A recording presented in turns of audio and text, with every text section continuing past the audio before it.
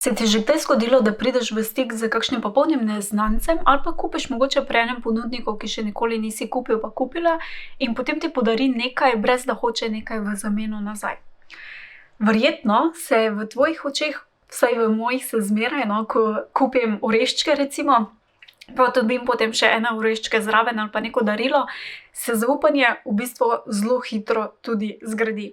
In v online svetu oziroma v resničnem svetu je v bistvu to najhitrejša pot oziroma ena izmed hitrih poti, kjer se zgradi zaupanje. To je recimo v vsakdanjem življenju lahko tudi nekaj, da imamo novega soseda, a ne, pa nas pride najprej pozdraviti, mogoče s kakšnim nas povabi na kosilo ali kaj takšnega, ali pa greš k frizerki, pa ti zraven še zmasira lasišče in tako naprej. Skratka, je veliko takšnih zadev, kjer se lahko hitreje zgradijo odnosi.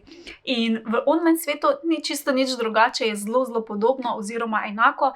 Tudi mi lahko imamo pripravljene že avtomatsko neke lijake, torej da ne rabimo za vsakega to delati posebej, ampak imamo zgrajene, torej organske lijake, ki nam na organski način ogrevajo naše stranke oziroma gradijo z njimi odnose, da se zgradi zaupanje, ki pa je seveda potrebno, preden pride do nakupa.